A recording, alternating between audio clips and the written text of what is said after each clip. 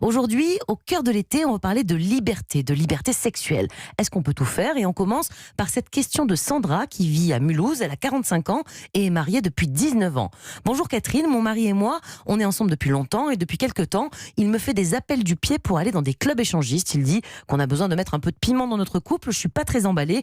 Que dois-je lui dire? Catherine, concrètement, quel est votre conseil pour Sandra? Elle doit lui dire non, elle réfléchit encore, elle tente le truc sans forcément aller au bout d'expérience. Qu'est-ce qu'on lui conseille?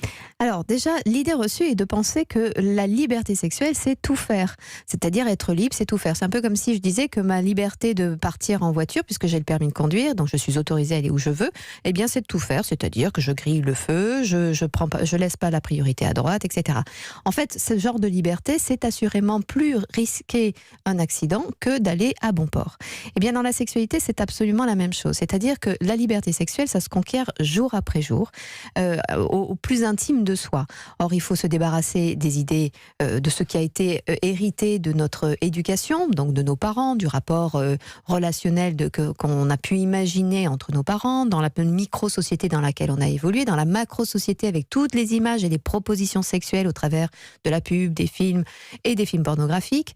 Et donc après, quand évidemment on est dans une relation avec son partenaire ou sa partenaire, évidemment qu'on est confronté à la construction de l'autre. La question, c'est quelle est réellement une partie de sa construction ou au contraire de vouloir cocher toutes les cases de ce qu'on fait. Mes potes, on m'a dit que ça a l'air croustillant et si on essayait ça, c'est même pas la construction d'un fantasme personnel. Parce que évidemment que les fantasmes, nous les avons tous. Mais la liberté de son mari, à Sandra, c'est aussi d'avoir envie d'essayer. Oui, bien sûr, mais la liberté de l'un s'arrête où commence la liberté de l'autre. Et c'est toute la difficulté de la relation sexuelle et c'est toute la difficulté de la relation de couple. Parce que, évidemment, il y en a toujours un qui pose une limite qui est ce qu'il est capable de faire ou pas. Et comment on fait pour légèrement bousculer l'inhibition de l'autre sans le brusquer? Jimmy? Parce que là, on a l'impression que finalement, on cherche plus l'adultère avec une version autorisée. Exactement. Et où se trouve la limite? Polygamie, adultère, où on le dit, liberté sexuelle, c'est des concepts un peu flous, je trouve. On a du mal à placer le curseur. Qui c'est qui les place d'ailleurs, ces curseurs? Alors d'abord parce qu'on est fait pour être polygame, la réalité. Je parle en termes de pulsion. Après, en termes sociétal, et je parle, même si on revient à monsieur et madame de Cro-Magnon, c'est pas une histoire récente, nous cherchons justement la relation de couple pour pérenniser une sécurité familiale. Donc comme ça, madame étant fidèle, elle rassure monsieur qui peut aller chasser et qui pourra donc revenir sans inquiétude de nourrir non seulement ses enfants, mais peut-être les enfants du chef de la tribu d'à côté. Donc en fait, nous sommes organisés pour être fidèles, pour pouvoir pérenniser une relation et la sécurité d'une cellule familiale. Mais pour autant, pulsionnellement, nous sommes dans la curiosité de nous éprouver à l'orée des uns et des autres qui, étant différents, réveillent des choses différentes de nous-mêmes.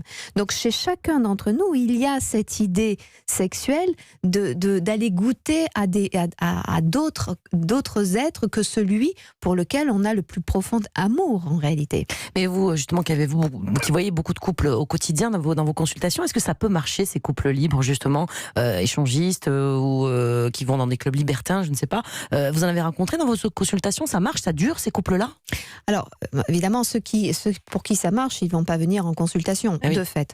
C'est quand il y en a un qui le réclame et l'autre qui adhère avec idée que oui, ça va me faire découvrir des choses, et puis après qui s'y casse un petit peu les dents et qui du coup en veut à son partenaire de l'avoir amené dans des endroits qui ne correspondaient pas à sa construction psychique. Là, ça commence à déraper sérieusement.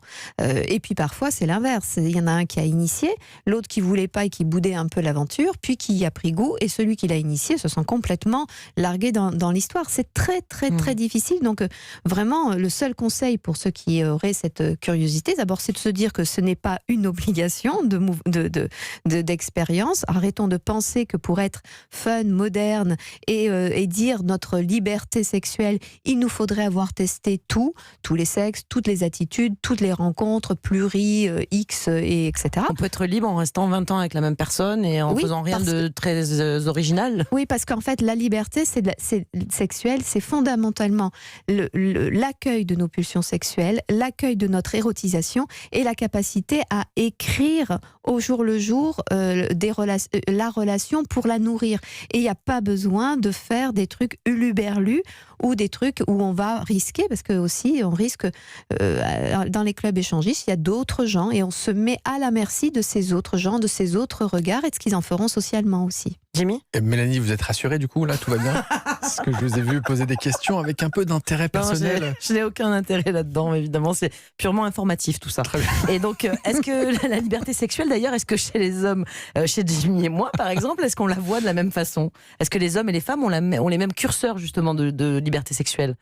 Je pense qu'on ne peut pas dire, là, pour le coup, ça n'est pas genré. Autant j'aime bien que les choses... je veux rappeler que l'évolution de l'être humain est souvent genrée. Là, pour le coup, c'est d'un individu à un autre, d'un homme à un autre et d'une femme à une autre en fonction de son histoire personnelle et de ce qu'elle a dû bousculer ou oser ouvrir pour se découvrir lui ou elle de toute façon.